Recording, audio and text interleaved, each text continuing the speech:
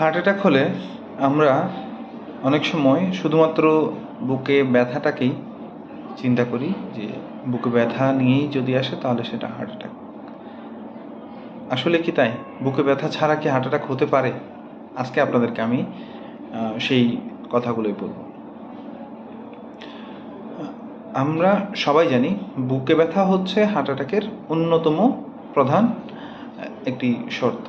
সাধারণত রোগীরা বুকে এভাবে আঙ্গুল দিয়ে দেখিয়ে বুকের বাম পাশে হার্ট যেখানে সেখানেই চাপ দিয়ে রোগীরা আমাদের কাছে আসে বা রোগীরা আপনাদেরকে বলে, আত্মীয় স্বজনকে বলে যে রোগীর আমার হার্ট অ্যাটাক হয়েছে, বা আপনি তখন বুঝতে পারেন যে হার্ট অ্যাটাক হয়েছে।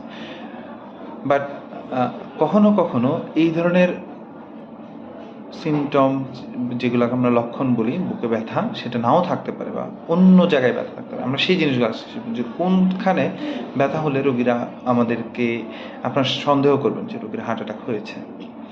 এর মধ্যে অন্যতম হচ্ছে রোগীরা কখনো কখনো বুকে ব্যথা ছাড়াই হার্ট অ্যাটাক নিয়ে আপনাদের কাছে আসে, তখন হার্ট অ্যাটাকের অন্যান্য সিমটমগুলো আমাদের কাছে প্রকাশ পায়।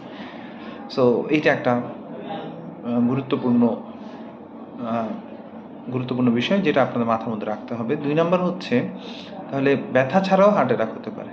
ওকে, নেক্সট, এই ব্যথা যেটা বুকে দেখাচ্ছে না অন্য জায়গায় দেখাচ্ছে, সেই জিনিসগুলো আমাদের মাথার মধ্যে রাখতে হবে যে অন্য কোথায় হলে আমাদের কখনো কখনো রোগীদের কে হার্ট অ্যাটাকের জন্য অ্যাটলিস্ট একটা ইসিজি করতে হবে, একটা ট্রপোনিন পরীক্ষা রক্তের করতে হবে। আমরা অনেক সময় বুকে চিন করে একটা ব্যথার কথা বলি, যেটা টিপিক্যাল না, বাট এটাও একটা হার্ট অ্যাটাকের মতো করে হতে পারে। বুকের মধ্যে রোগী বলবে যে আমার চিন করে ব্যথা হচ্ছে, এটা একটা হার্ট অ্যাটাকের ব্যথা নিয়ে রোগীরা আসতে পারে। রোগীর শুধুমাত্র এপিগ্যাস্ট্রিয়াম যেখানে আছে পেটের উপরের অংশে বুকে ব্যথা নিয়ে আসতে পারে, যখন সেই জন্য ম্যাক্সিমাম কেসে রোগীরা গ্যাসের বড়ি খায়, গ্যাসের ইঞ্জেকশন নেয়। কখনো কখনো আমাদের ডাক্তাররাও ইসিজি না করে মিস করে ফেলে, বা নার্স যারা মেডিকেল নলেজ পার্সন আছে তার মধ্যে একটা গ্যাসের বড়ি খান, ভালো হয়ে যায়। এই ক্ষেত্রে দেরি হয়ে যায়, রোগীরা খুব দ্রুতই খারাপ হয়ে যায়। এটা অন্যতম একটা বিষয়। সেই জন্য বুকের উপরের ভাগে ব্যথা গ্যাসের ব্যথা মনে না করে আপনি সবসময় গ্যাসের ওষুধ খেয়ে বসে থাকবেন তা না, আপনি অবশ্যই চিকিৎসকের পরামর্শ নিয়ে একটা ইসিজি করবেন, সিমটমের সাথে মিলায়, সাথে আলাদা জিনিসগুলো যেগুলো আছে সেগুলোর সাথে। নেক্সট হচ্ছে আপনি দেখবেন রোগীর চোয়ালে বলে যে অনেক সময় চোয়ালের মধ্যে অনেক ব্যথা হচ্ছে, চোয়ালটা চাপ দিয়ে ধরে আছে, গলাটা অনেক সময় চাপ দিয়ে ধরে আছে, এই শোল্ডারের মধ্যে অনেক সময় রোগী বলে যে আমার এইখানে ব্যথা, এখান থেকে ব্যথাটা নিচের দিকে নামছে। কখনো রোগীরা পিছনের দিকে ব্যথার কথা বলে, কখনো শুধুমাত্র বলে যে আমার বাম হাতে ব্যথা, বাম হাতের এই জায়গাটা আমার অবশ হয়ে গেছে, এই জায়গাটা অনেক সময় রোগীরা বলে। এই সাইডগুলো কখনো ডান দিকেও বুকের ব্যথার কথা বলতে পারে রোগীরা, বাট বাম দিকের চেয়ে ডান দিকে। কখনো শুধুমাত্র রোগীরা অনেক বেশি শ্বাসকষ্ট নিয়ে আপনার কাছে আসতে পারে, শুধু শ্বাসকষ্ট, সে ব্যথার চেয়ে শ্বাসকষ্টটাকে প্রাধান্য দিচ্ছে।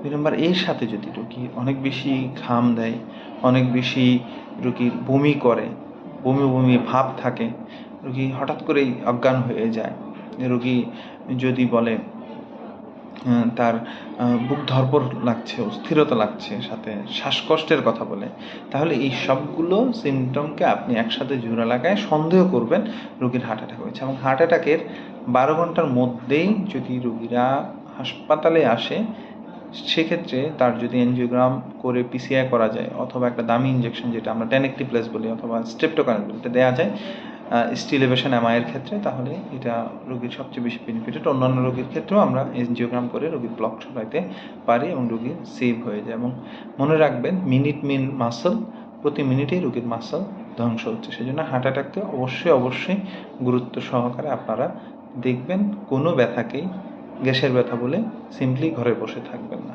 অবশ্যই চিকিৎসকের পরামর্শ নিন। ধন্যবাদ।